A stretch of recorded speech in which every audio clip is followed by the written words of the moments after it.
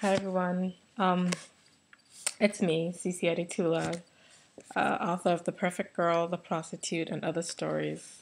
Can never figure out how to get this on camera. Yeah, but today I'm not here to talk about this. Well, not really.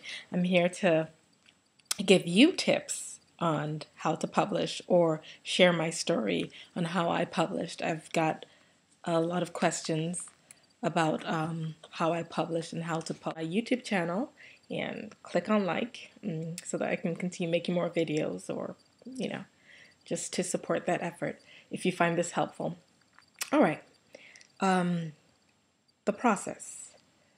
First of all, of course, you need to have material that you're going to publish. That goes without saying. And I really used to hate this question, but it is really important. Like in hindsight, it's really important. You have to decide who you're writing for. Like who would want to read what you're writing. I tend to do the reverse. Like I'm stubborn that way. I believe my writers find me, and I believe I just write from my heart, and then the readers either connect with it or don't. And that's fine. That's an organic process or whatever. But in terms of marketing your book, which you have to do, that's no good. That doesn't. So in hindsight, I would say I'm writing for women. I hate to say that because I feel that that excludes my male readers. But yeah, generally women, ages say 20 to mid 40s, even 50s, but let's say if I have to pick a range, 20s to 40s, and educated professional women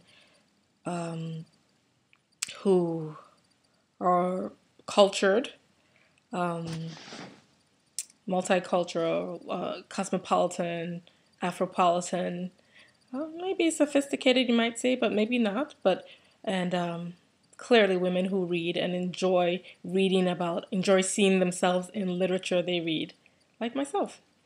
But that does not exclude other demographics, of course. Just like, take for example, The Hunger Games or Twilight.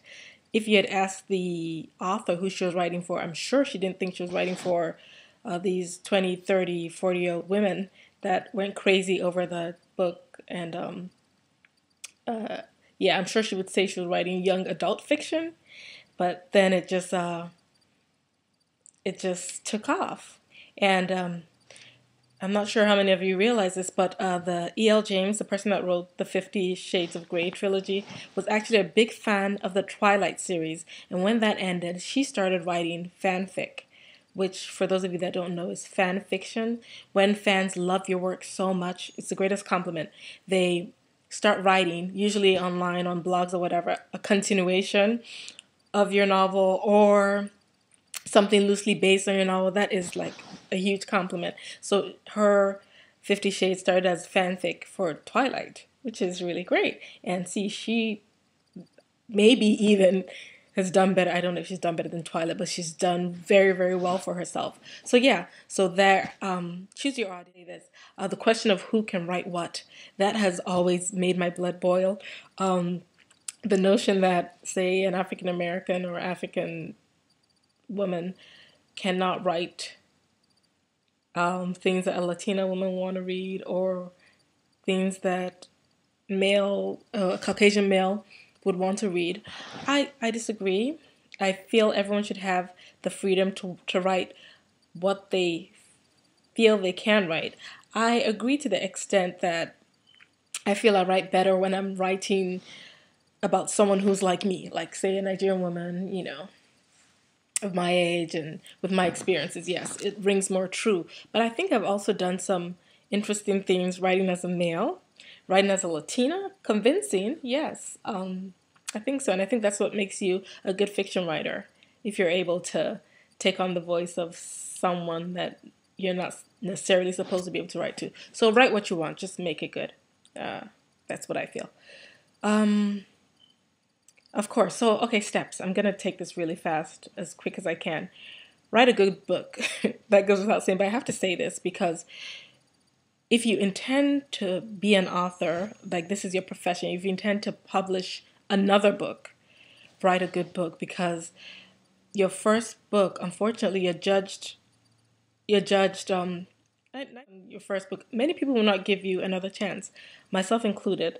If I read it once and I don't like what I read, I'll just conclude, oh, that's not really my style. I'm not really a fan. It would take a lot for me to, because I have judged you on your first book. So write a book that captivates people, or a book that at least will captivate your audience. It's different if the person never reads your genre of work in the first place. That's a totally different matter. But you have to write a good book so that people don't feel cheated or that they were scammed into buying your book. And yeah, they don't say fool me once. Edit. I wish I had listened to this more myself. There is a big difference between being a writer, being able to write, and editing your own work. Like, you can edit other people's work, but it's really difficult to edit your own work that you've written. Maybe it's taking months or even years to write. You're just so sick of it. You're reading what you meant to write, not what you've actually written. And it's not only to do with grammatical errors. No, it's to do with flow. Sometimes we write in a stilted manner and we don't even realize that no one talks like that in real life. Like, all formal, she forsook. I mean, I don't know. I can't give a great example, but I'm just saying. Sometimes it helps for someone to read, especially a seasoned editor who knows what to look for and knows as to style and grammar and all these things, and punctuation. And I mean, it may seem very basic to you, but when you're actually writing it and reading it, it's supposed to seem that way. In a well-edited book, it flows and you think nothing of it. But a book that is not well-edited, it's distracting. And yeah, so I would share with you, edit. That's one place not to cut corners, is the editing. Get beta readers and reviews. These are people who read the book before you put out for publishing, after you've read it. And choose your beta readers wisely. Your beta readers should not be your family, who are biased and probably think you're a wonderful writer. Oh, she's been writing since she was 2. But yeah, that's fine. You probably have, and that's great. But you need people who don't really know you and who can tell you the truth, who can say, oh, this is not a criticism, but a critique of your work, who are just looking at it, reading it as reader. And these are usually voracious readers. Some of them are authors themselves. Some write blogs, maybe not. Some are just people who like to read, who read every genre, who are not just reading your work or buying your work because of your family or your friends, but who truly are invested in some way because they just like good work. And you can find them on blogs and Facebook groups and all these groups that talk about, let's say you're writing in the genre of young adult fiction, groups that talk about Twilight. Go in there and find, oh, would you want to read my book? It's about this, and give them a free copy, not even published, a free PDF or whatever of your book, and let them read and let them tell you how your flow is, if it seems realistic, because they know. Good readers, I mean, people that read a lot, know how a book should go. And I would also hit these same people, if they are complimentary or like the general idea of your work, for reviews to use as a blurb on the back of your book. Like, see how my book is? My book has no blurb. Like, the blurb, it was written by me, just telling you what the book is about. But traditionally, there would be, a few blurbs from different people. Riveting read, blah, blah, blah. Quote somebody, stuff like that. It's good to get that in advance. And if you can get a few of these beta readers to commit to writing an Amazon review, that would be great. Because, honey, let me tell you, getting those Amazon reviews are like pulling teeth. No offense to anyone, and I appreciate all of you that have left, and those of you that haven't, I know it's nothing personal. I know how hard it is, because I traditionally do not leave reviews. I may love a book, but I just, I never understood the importance until I published my own. So they are important. I'll go into that in another video, but just to let you know, if you can get a few, it helps. It helps your rankings. It helps other people decide if to buy a book. I'm one of those. For someone that doesn't leave reviews, I read practically every review I can before I buy whatever, especially books. So yeah.